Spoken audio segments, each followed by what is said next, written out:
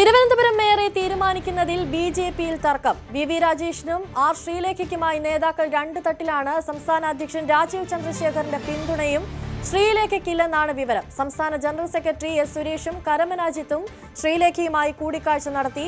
കൂടുതൽ വിവരങ്ങളുമായി വി അരുൺ ചേരുന്നു. അരുൺ, നിലവിൽ ശ്രീലേഖയ്ക്കായിരുന്നു കൂടുതൽ സാധ്യതയുണ്ടായിരുന്നത്. ഇപ്പോൾ നിലവിലെ സാഹചര്യം അനുസരിച്ച് ആർക്കാണ് സാധ്യത കൂടുതൽ? എന്താണ് നിലവിലെ സാഹചര്യം? നാളെയാണ് മേയർ തെരഞ്ഞെടുപ്പ്. പക്ഷേ ബി.ജെ.പിയുടെ മേയർ സ്ഥാനാർത്ഥി ആരെന്ന കാര്യത്തിൽ ഇപ്പോഴും തീരുമാനമായിട്ടില്ല. വലിയ തർക്കം ബി.ജെ.പിയിൽ ഉണ്ട് എന്നാണ് ലഭിക്കുന്ന വിവരം. സംസ്ഥാന നേതൃത്വത്തിനും അതുപോലെ തന്നെ ജില്ലാ നേതാക്കൾക്കും രണ്ട് അഭിപ്രായമാണ് ഉള്ളത്. ശ്രീലേഖയെ ആക്കാൻ വേണ്ടി ഒരു വിഭാഗം ശക്തമായി തന്നെ രംഗത്തുണ്ട്. എന്നാൽ ശ്രീലേഖ ആ രീതിയിൽ രാഷ്ട്രീയ പരിചയമുള്ള ആളല്ല. അതിശക്തരായ പ്രതിപക്ഷത്തെ നേരിടേണ്ടി വരും. അപ്പോൾ രാഷ്ട്രീയ പരിചയമുള്ള ആൾ തന്നെ വേണം. അതുകൊണ്ട് തന്നെ ബി.ജെ.പിയുടെ സംസ്ഥാന സെക്രട്ടറിയായ രാജേഷ് വേണമെന്ന ആവശ്യം ആദ്യഘട്ടം മുതൽ ശക്തമായിരുന്നു. പക്ഷേ ശ്രീലേഖയെ മത്സരിപ്പിച്ചത് തന്നെ മേയറാക്കാമെന്ന ഉറപ്പിൻ്റെ അടിസ്ഥാനത്തിലായിരുന്നു. അതുകൊണ്ട് അവരെ ഒഴിവാക്കാൻ കഴിയില്ല എന്ന നിലപാട് ഒരു വിഭാഗം നേതാക്കളെടുത്തു. പക്ഷേ ഇപ്പോൾ സംസ്ഥാന അധ്യക്ഷൻ രാജീവ് ചന്ദ്രശേഖർ ഉൾപ്പെടെയുള്ളവരുടെ പിന്തുണ ശ്രീലേഖയ്ക്കില്ല എന്നാണ് അറിയാൻ കഴിയുന്നത്. രാജീവ് ചന്ദ്രശേഖരം രാജേഷിനെ മേയറാക്കുന്നതിനോട് അല്ലെങ്കിൽ അത്തരത്തിൽ മറ്റു ചില പേരുകൾ കരമന അജിത്ത് ഉൾപ്പെടെയുള്ള പേരുകളും പരിഗണിക്കപ്പെടുന്നുണ്ട്.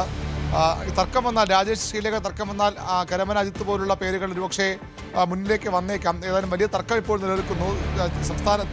ജില്ലയിലെ പ്രധാന നേതാക്കളായ എസ് സുരേഷ് ഇപ്പോൾ രാജേഷിനെ മേയറാക്കുന്നതിനോട് യോജിക്കുന്നു എന്നാണ് മനസ്സിലാക്കാൻ കഴിയുന്നത്. പക്ഷേ ജില്ലാ അധ്യക്ഷൻ കരമന ജയന് രാജേഷിന് താല്പര്യമില്ല, ശ്രീലേഖ തന്നെ വരട്ടെ എന്നൊരു നിലപാട് കരമന ജയനും അദ്ദേഹത്തോടൊപ്പമുള്ളവരും സ്വീകരിക്കുന്നു. അങ്ങനെ ഒരു വലിയ തർക്കം ബി.ജെ.പിയിൽ ഉണ്ട്.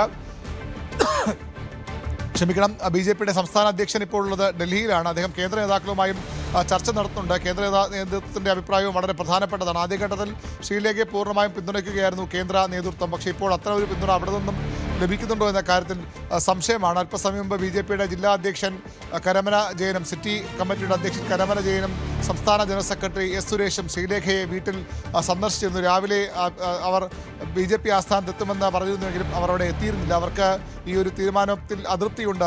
അവരെ പരിഗണിക്കാത്ത തീരുമാനത്തിൽ അതൃപ്തിയുണ്ടെന്ന സൂചനകളും പുറത്തു വരുന്നുണ്ട്. ഏതായാലും തർക്കം ഇപ്പോഴും തുടരുകയാണ് ബി.ജെ.പിയിൽ ആരാകും മേയർ എന്നതിനെ ചൊല്ലി. പക്ഷേ പ്രശ്നം പരിഹരിക്കാൻ കഴിയും. അധികം വൈകാതെ പ്രഖ്യാപനമുണ്ട്. ഉച്ചയോടുകൂടി പ്രഖ്യാപനം, ഡൽഹിയിൽ പ്രഖ്യാപനമെന്നായിരുന്നു ബി.ജെ.പി നേതൃത്വം നേരത്തെ അറിയിച്ചത്. പക്ഷേ ഇതുവരെയും ആ പ്രഖ്യാപനത്തിൽ കടക്കാൻ ബി.ജെ.പിക്ക് ആയിട്ടില്ല. അതിന് കാരണം ഈ തർക്കം തന്നെ എന്ന സൂചനയാണ്. രാജേഷോ ശ്രീലേഖയോ എന്ന തർക്കം. ഇപ്പോൾ രാജേഷിൻ്റെ പേരിന് ഒരല്പം കൂടി മുൻഗണന ലഭിക്കുന്നു എന്നാണ് നമുക്ക് ലഭിക്കുന്ന വ്യക്തമായ സൂചനകൾ. പക്ഷേ ശ്രീലേഖയ്ക്ക് വേണ്ടി ശക്തമായ ചരടുവലികൾ നടക്കുന്നു. ആദ്യമായി ബി.ജെ.പിക്ക് തിരുവനന്തപുരം നഗരസഭയിൽ ഭരണത്തിന് അവസരം ലഭിക്കുമ്പോൾ ഒരു വലിയ തർക്കവുമുണ്ട് എന്നാണ് ഏറ്റവും പ്രധാനപ്പെട്ട കാര്യം. മേയർ തീരുമാനിച്ചാൽ മാത്രമേ ഡെപ്യൂട്ടി മേയറുടെ കാര്യത്തിലും തീരുമാനമെടുക്കാൻ കഴിയൂ. ശ്രീലേഖ മേയറായാൽ ഡെപ്യൂട്ടി മേയർ പദവികളിൽ വനിതകളാകും. അതും ഗുണം ചെയ്യില്ല എന്ന അഭിപ്രായമുള്ളവർ ബി.ജെ.പിയിൽ ഉണ്ട്. അതിശക്തമായ പ്രതിപക്ഷത്തെ നേരിടേണ്ടി വരും. CPM-നും അതുപോലെ തന്നെ LDF-നും UDF-നും പ്രധാനപ്പെട്ട നേതാക്കൾ കൗൺസിലുണ്ടാകും. അങ്ങനെ വരുമ്പോൾ ഈ കൗൺസിൽ മുന്നോട്ട് കൊണ്ടുപോകുക അത്ര എളുപ്പമല്ല. അക്ഷരാർത്ഥ ജാണിമേൽ കളിയായി മാറുന്ന സാഹചര്യം ഉണ്ടാകും. ഇപ്പോൾ തന്നെ ഒരു കേവല ഭൂരിപക്ഷം ബി.ജെ.പിക്ക് ഇല്ല. അത് സ്വതന്ത്രനെ കൂടി പിന്തുണയോടുകൂടി ഉറപ്പിക്കാനുള്ള ശ്രമങ്ങൾ ബി.ജെ.പി നടത്തുന്നുമുണ്ട്. എന്തായാലും മേയറുടെ കാര്യത്തിൽ തർക്കം ഇപ്പോഴും തുടരുകയാണ്. അധികം വൈകാതെ പ്രശ്നം പരിഹരിക്കാമെന്ന് നേതൃത്വം പറയുമ്പോഴും എങ്ങനെയാകും ഈ ഒത്തുതീർപ്പ് ഫോർമുല എന്ന കാര്യത്തിൽ വ്യക്തതയില്ല. ശരി, വി അരുണാണ് വിവരങ്ങൾ നൽകിയത്.